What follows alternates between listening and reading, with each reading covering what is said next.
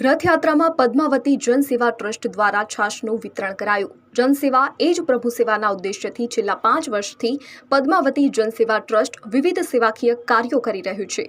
ગઈકાલે અમદાવાદમાં ભગવાન જગન્નાથની 147મી રથયાત્રામાં સુરક્ષા કરનાર પોલીસકર્મીઓ, બીએસએફના જવાનો સહિત શ્રદ્ધાળુઓને છાશનું વિતરણ પદ્માવતી જનસેવા ટ્રસ્ટ દ્વારા કરવામાં આવ્યું હતું।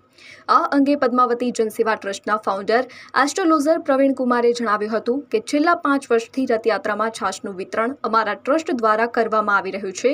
આ ઉપરાંત અનેક સેવાકીય કાર્યો ટ્રસ્ટ દ્વારા કરવામાં આવે છે। રિવરફ્રન્ટ ઉપર શાહપુર દરિયાપુર વિસ્તારના ગરીબ બાળકો ખુલ્લામાં જે અભ્યાસ કરે છે તેમને ચોપડા, સ્કૂલ બેગ સહિત અનેક વસ્તુઓ પૂરી પાડે છે। આ ઉપરાંત દર ગુરુવારે ગરીબો માટે નિઃશુલ્ક ભોજનનું વિતરણ પણ કરવામાં આવે છે। આમ ટ્રસ્ટ દ્વારા અનેક સેવાકીય કાર્યો થકી જનસેવા કરી રહ્યું છે અને હજુ પણ અનેક લોકોની સેવા આવનાર સમયમાં કરવામાં આવશે। અમદાવાદની વિવિધ હોસ્પિટલોમાં પણ પ્રવીણ કુમાર સેવા આપી રહ્યા છે। આ ઉપરાંત અમદાવાદમાં કોઈ પણ ભૂખ્યો ના સૂવે તે માટે મારું નામ પ્રવીણ કુમાર છે। હું અમદાવાદથી બોલું છું અને મેં મારું ફાઉન્ડેશન છે પદ્માવતી જનસેવા ફાઉન્ડેશન છે। હું કરંટલી 3 વર્ષોથી ચલાવું છું અને મારા ફાધર બી એ જ કરતા હતા, હું બી એ જ કરું છું।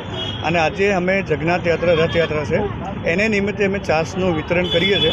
તો એને નિમિત્તે અમે આજે કાલુપુર સ્ટેશન જઈએ છીએ। ત્યાં બધું જેટલા બી યાત્રીઓ બધા જે દર્શન કરવા માટે લાભ લઈએ છીએ એ લોકોને અમે આ છાશનું વિતરણ કરવા માટે પહોંચીએ છીએ।